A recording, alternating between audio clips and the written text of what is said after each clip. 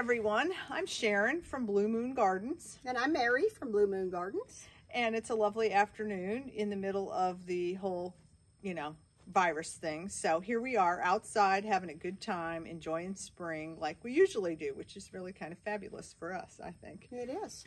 So because of all this, we decided we'd do a video and talk about vegetables, because ever since the craziness of the supermarkets, everybody's kind of in the mood for planting their own vegetables, because I think we all kind of realize that if you can stock up on all the soup and rice and beans you want, but if it gets down to it, if you don't have anything fresh, it's not very fun. So anyway, so even myself, who has tiny little gardens now, I got on the bandwagon and planted some tomatoes and peppers, and I've even put some okra out, which now tonight is probably going to be way too cold for okra, but hey, that's the way it goes. So I should point out that it is the beginning of April here, and we are in zone 8A, for those of you who, to put that into a little bit of context. So our last freeze here is usually March 15th. So by now it's usually warm enough to plant most garden things, but we're going to be in 40s tonight, and a lot of things aren't going to like that. And of course, we were in the 80s last week, and we're going to be in the 80s next week. So, we have the freakiest weather this time of year, which is kind of entertaining. Yes, it is. So, Mary's going to show you a little bit about vegetable planting and how to do it and all of that. So, I'll let her take over here. Okay. Well, Sharon said she doesn't have a lot of room for vegetables, but you don't really need to have a huge garden space. You can do gardens in pots on your patio as long as it gets a lot of sun. Most vegetables need about 6 hours of direct sun, and the more sun you have, the better they'll like it. So just make sure wherever you put your veggies that you have a nice sunny spot and that you can get to it with water. And I have found out, well, especially if you're in Texas like we are, you need extra water. And I have found that the closer I keep these things to my kitchen, the more I use them, because I don't want to make a hike to go out when I think, oh, it'd be nice to have a little cherry tomato for my salad. And it's like too hot. Oh, just can't do it. Yeah. Oh, another 20 feet. I can't make it after working all day. Yeah. So make it convenient for you. And I also found out only grow things that you really like to eat. Like I try things that I think might be fun, but if I don't like them and I'm not going to eat them, or my family's not going to eat them, there's no point growing like them. The millions of eggplants she's grown over the years that none of us really like. I like the look of eggplant, but I just don't really like the flavor of eggplant, so I gave those up. So keep that in mind too. I'm going to talk tomatoes here. Let's see where you can see it. Okay. If you buy a tomato plant that is tall like this, or even if it's not too tall, the best thing to do is plant it really deep. This is one of the few plants that you can plant deeper than the soil level is on the pot. Most plants you bring home and you want, like shrubs and trees, you want to make the soil level exactly the same in the ground as it was in your pot. You don't want to plant them too deep, and particularly if you live in a climate like we do where we have a lot of drought, you don't want to plant it too high so the root ball sticks up out of the ground, because that just wicks all the moisture away, and it's really hard to keep them watered enough. So you can either dig a really deep hole and plant it where your soil level is right about here, and then all this roots out on the stem, so you have a really strong plant with lots of root. Or you can just do a little trench, and you can actually lay it down in the trench, and you don't even have to bend it too much, because most plants are phytotropic, so they'll grow toward the light. I think that's the word. They will grow toward the light, so it'll eventually stand up after a week or so on its own, and then all this will root along there. So that's a great way to plant tomatoes and get a nice strong tomato to start out with. Cool. Okay, so also, if you're thinking about planting vegetables, I like this concept of companion planting, like planting certain things with your vegetables to encourage your vegetables to do better, or to attract insects away from your vegetables. We have a nice handout if you come to the nursery up front on companion planting. So this year, I thought it was kind of fun. We planted these marigolds that are called Legion of something. Legion of Honor. Of Honor.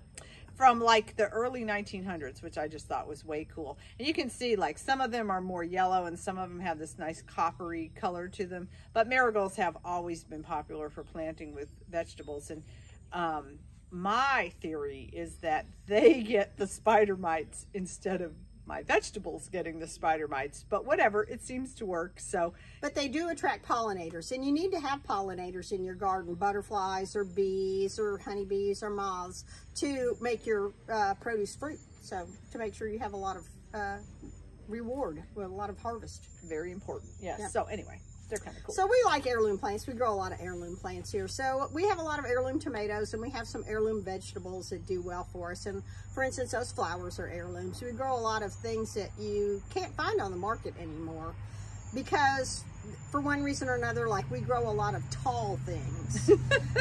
And modern growers don't like that because they're really hard to ship in a truck. They want them all, you know, nice and even and short and tidy. And so, you know, if you grow tall things in a greenhouse, within a week they go from this size to this size, you know. So yeah, and they don't fit on a the truck. Growers very don't well. like that too much. But we just grow them back in our greenhouse in the back, and we roll them up on a cart. So we can grow some old-fashioned kind of plants that have kind of fallen out of the market, actually, that are definitely worth growing. So we'll talk about some of those later on.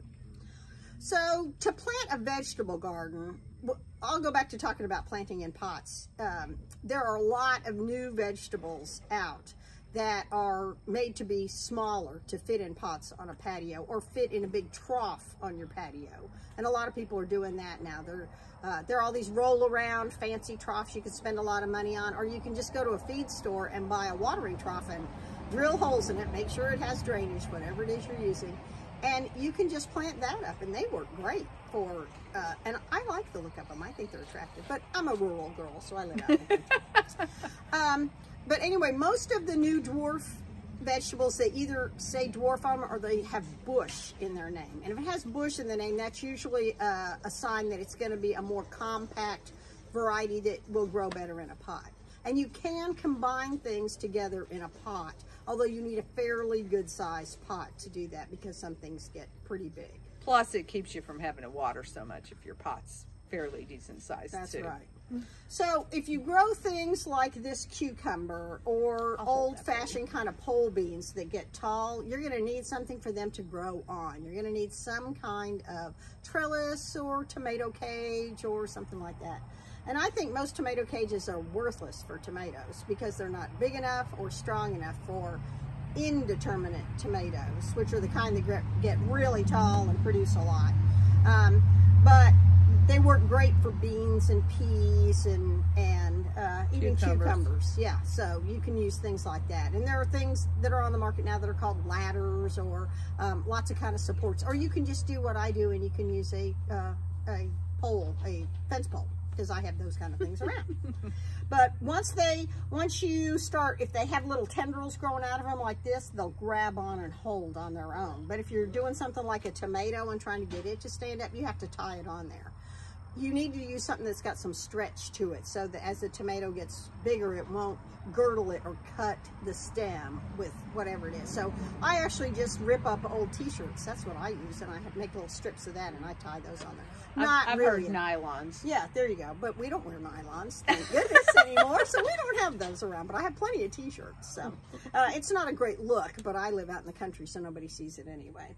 You can buy green stretchy tape at your nursery, and that's a good thing to use too.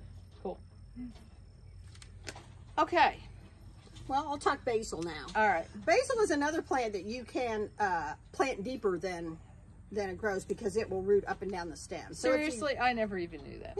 Yeah. So if you have a really tall basil, you can do the same thing, plant it the same way I showed you the tomatoes. And there are actually 4 or 5 basil plants in this one pot. So if you're very careful, you could divide these up and make 2 patches of them and have basil. I plant a lot of basil because I really like it. So I usually do 3 or 4 basil plants in my garden in the year. This is a great companion plant for tomatoes because it supposedly repels tomato hornworms, which is one of the things that will eat your tomato in a flash. It's pretty amazing how much, they're gigantic worms, but how fast one of them can decimate your tomato crop. So this will help repel them. It doesn't totally keep them away, but they don't like the flavor of basil, so they'll stay off. Plus, it's yummy to eat tomatoes with basil. That's exactly right. Yeah. All right, so cool. So we got lots of vegetables on hand to accommodate all your needs, and lots of herbs, and we're here every day 9 to 5, so we're all excited about that. And we have a lot of space out here. We're on like 3 acres, so you can stay away from other people, and shop with plenty of social distancing, and be out and enjoy nature, and enjoy some really nice take some weather. stuff home and have something to do while you're hanging around at the house. Yeah, this is a great time to teach your kids about gardening, and where their food comes from, and how much fun it is to watch things grow and harvest and eat them. And maybe you can introduce them to some new kinds of vegetables too. Really. So yeah, so we plan to do some of these little videos on different things. So I'm not sure how often yet or whatever. I'm sure if we're outside, it's going to have to be when the weather's nice and not raining, because we've been getting a lot of rain lately. But anyway, so y'all stay safe and come see us when you can. And happy gardening. Thank you.